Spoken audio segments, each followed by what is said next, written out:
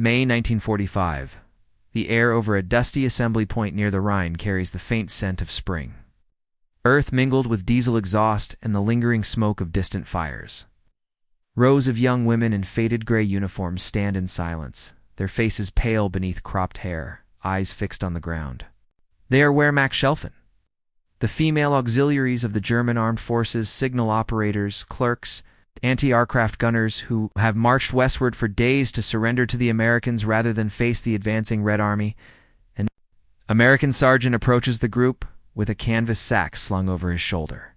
He reaches in and pulls out loaves of bread, pure white, soft, still faintly warm from the field bakery trucks that follow the U.S. Army like faithful shadows. He breaks one loaf and begins handing slices to the women, the first to receive it. Stares at the piece in her hand as if it were something unreal. Her fingers tremble, then tears well up and spill over without warning.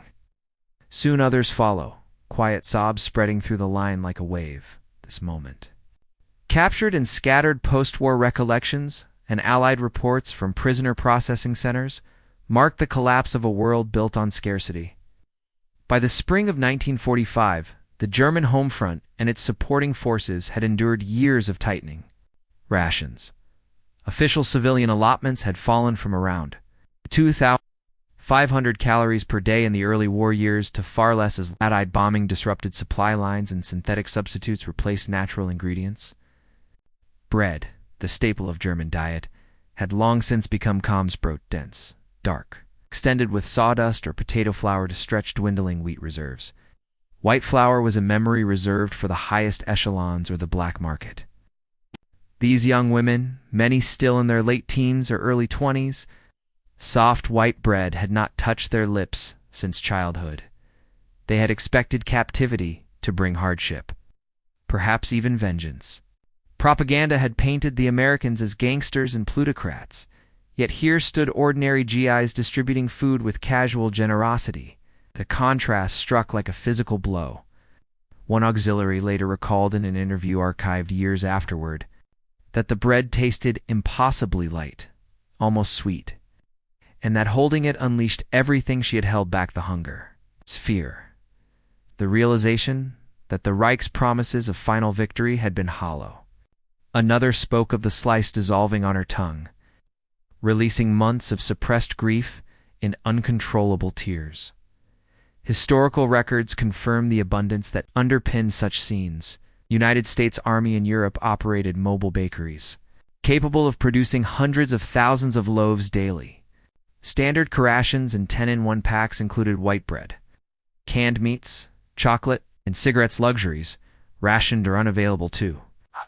German civilians since 1942, Red Cross inspections of American POW camps noted German prisoners gaining weight rapidly, some as much as 50 pounds in months, on diets that included fresh bakery goods. Even male Wehrmacht prisoners occasionally complained to inspectors that American white bread seemed inferior in flavor to their remembered rye. Yet they acknowledged the sheer plenty that surrounded them.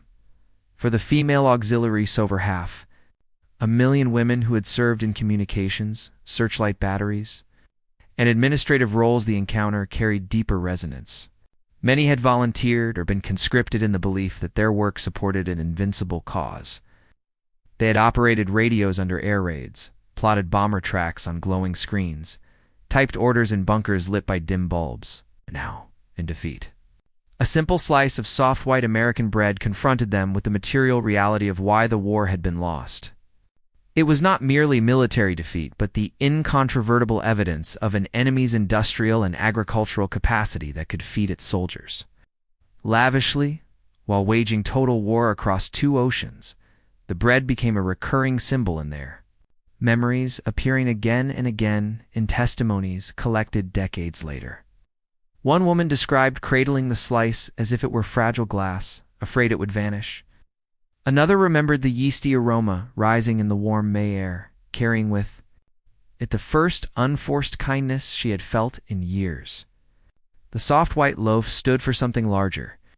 The effortless productivity of a society unscarred by blockade or bombing, where wheat fields stretched unbroken under vast skies and factories turned out not only tanks and aircraft, but every day plenty in overwhelming quantity. In those tears lay a quiet transformation. Ideological certainty, drilled into them through years of Hitler Youth and Bund Deutscher Machtell, cracked beneath the weight of sensory proof. The Reich had promised 1,000 years. America, without proclamation, delivered abundance in a single gesture. Many of these women would spend months in camps like those at Devens or Shelby before repatriation, working in laundries or kitchens under guard, yet fed better than they had been as loyal citizens of the Third Reich. The experience reshaped post-war attitudes, contributing to the slow acceptance among ordinary Germans that democracy and freedom might, after all, be linked to material well-being. In the end, that soft white bread handed across. The divide between victor and vanquished on a spring day in 1945 whispered a truth more persuasive than any propaganda broadcast. It spoke of a world where scarcity need not rule human life, where ordinary people could produce enough for all without coercion or conquest. And in the silent tears of those young women who had once worn the uniform of a regime built on deprivation, one could glimpse the first fragile seeds of a different future.